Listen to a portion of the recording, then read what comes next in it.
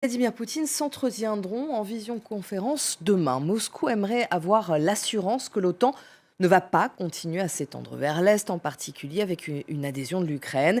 Il sera aussi question du déploiement militaire russe à la frontière ukrainienne. Les sujets de tension sont donc nombreux.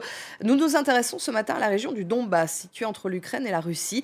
Elle est déchirée par une guerre responsable de la mort de plus de 10 000 personnes depuis 2014. Nos envoyés spéciaux Gulliver Krag, Maria Varenikova et Elena Voloshin se sont rendus sur les positions de l'armée ukrainienne à Avdiivka. L'usine à charbon d'Avdiivka a maintenu la ville ukrainienne sur la ligne de front à flot tout au long de la guerre. Ici, on préfère d'ailleurs ne pas parler du conflit.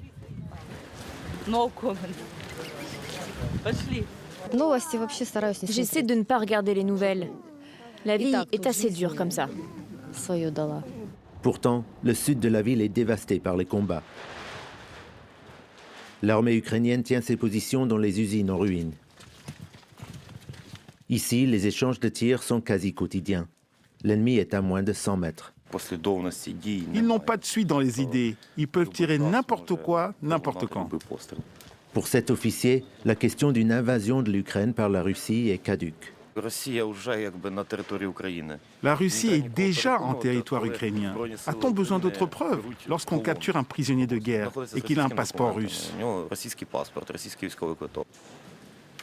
Pourtant, ces soldats ne s'attendent pas à une escalade majeure.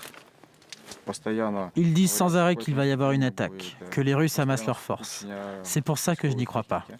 Ils subiraient de trop grosses pertes. La ligne de front dans le Donbass n'a pas bougé de manière significative depuis bientôt 7 ans.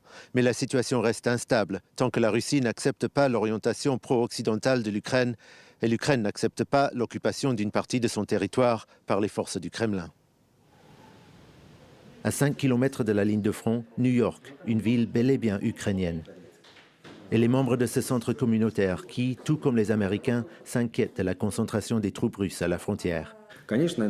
Avec ce qui se passe, entendre que ça risque de devenir encore pire, c'est dur. 7 années de guerre déjà, c'est dur.